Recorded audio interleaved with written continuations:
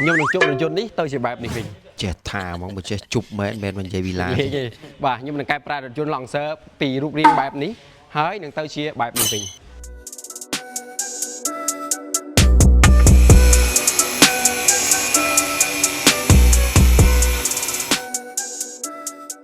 rừng chôn lòng sơ pì rồi xử lý năm pì pon làm pearl ní thằng bị đám nói nữa cứ quật ở toàn bằng pẹ ấy thằng họ hay có quật ban ở dưới bằng pẹ càng đầy mục đáy mà toàn rồi mà hỡi bàn tay play đòi rút riêng hay nên sầm rõ bài chỉ có on slide nhàng ná có dương ở đằng trước ba đấy lênនេះគឺគាត់បានដូរចិត្តហើយបន្ថែមមកជាមួយនឹងកាងដៃរបស់ MCC វិញពីរយសេរីយើងដាក់ច្រើនខ្លាំងមែនទែនជាមួយនឹងប្រភេទកាងដៃ MCC ដែលមានជាប្រភេទ tip នៅពីលើសម្រាប់តកោ Lancer ខ្ញុំតែងតែជម្រាបជូនបងប្អូន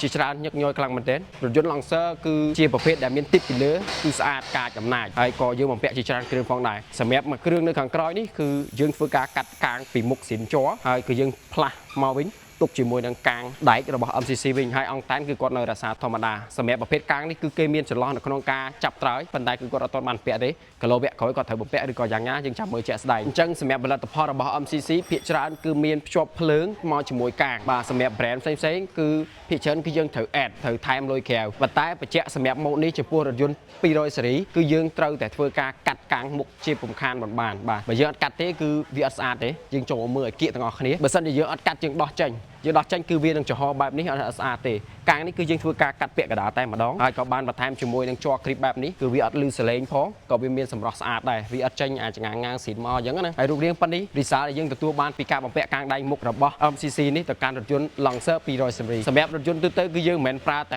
200សេរីទេមានតកោតាំងពី70សេរីរហូតដល់300សេរីក៏យើងធ្លាប់បំពាក់ដែរចំពោះផ្នែកចំហៀងនេះវិញគឺមិនមែនជាឈ្នាន់របស់ Lancer 200សេរីនេះទេប៉ុន្តែឈ្នាន់នេះគឺជាឈ្នាន់របស់ Ford Bronco ហើយយើងធ្វើការកែជើងទាំងសងខាងចាប់ចូលមកជាមួយនឹងរថយន្ត200សេរីនេះតែម្ដងអញ្ចឹងបើសិនជាពុកម៉ែបងប្អូនទាំងអស់គ្នាចាប់អារម្មណ៍ជាមួយនឹងប្រភេទកាងដៃរបស់ MCC អាចឆាតសួរព័ត៌មានបន្ថែមឬក៏ខលមកតែម្ដងបាទអរគុណជួបគ្នាវីដេអូក្រោយ